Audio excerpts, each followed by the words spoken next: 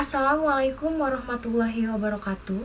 Perkenalkan, nama saya Risma Putri Febriana dengan NIM 104020046 dari kelas 1B Keperawatan Politeknik Negeri Subang.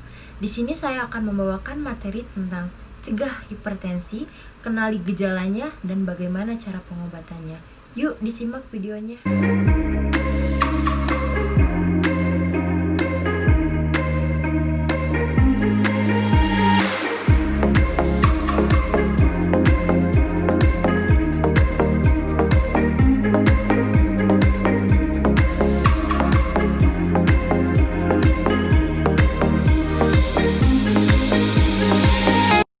Salah satu penyakit yang sering menyerang warga Indonesia yaitu hipertensi. Hipertensi atau darah tinggi sering disebut juga dengan the silent killer. Kenapa disebut the silent killer? Karena muncul tanpa keluhan atau tanpa gejala. Sebelumnya, kita simak dulu apa sih pengertian dari hipertensi sendiri. Hipertensi atau tekanan darah tinggi adalah suatu kondisi di mana tekanan darah terhadap dinding arteri sangatlah tinggi, biasanya di atas 140/90 mmHg. Penyakit tekanan darah tinggi ini dapat muncul akibat faktor yang tidak dapat dimodifikasi, contohnya seperti jenis kelamin, umur, dan genetik. Selain itu, ada pula faktor yang dapat dimodifikasi, contohnya seperti kurangnya aktivitas fisik, mengkonsumsi garam berlebihan, keseringan merokok, kebanyakan meminum alkohol, dan stres. Bukan hanya hipertensi saja yang sangat berbahaya untuk kesehatan tubuh kita, akan tetapi banyak penyakit yang muncul karena komplikasi hipertensi ini. Contohnya seperti jantung, stroke, ginjal, kerusakan retina, gangguan saraf, bahkan gangguan otak.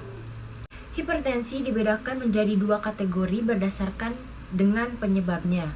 Yang pertama ada hipertensi primer atau esensial dan hipertensi sekunder. Yang pertama ada hipertensi primer, yaitu penyakit tekanan darah tinggi yang tidak diketahui penyebabnya dan menyerang 90% pasien hipertensi. Yang kedua ada hipertensi sekunder, yaitu penyakit tekanan darah tinggi yang diketahui penyebabnya. Lebih dari 2 juta kasus per tahunnya di Indonesia. Pengidap penyakit hipertensi dapat ditangani oleh tenaga medis yang profesional dan membutuhkan diagnosis medis. Adapun gejala-gejala dalam penyakit hipertensi ini, contohnya seperti sakit kepala, lemas, masalah dalam penglihatan, nyeri dada, sesak napas, aritmia, dan adanya darah dalam urin. Bagi pengidap hipertensi itu sendiri, konsumsi obat-obatan harus dilakukan seumur hidup untuk mengendalikan tekanan darahnya. Dan untuk tekanan darah yang sudah terkendali, karena pola hidup yang berubah, dosis obat akan dikurangi.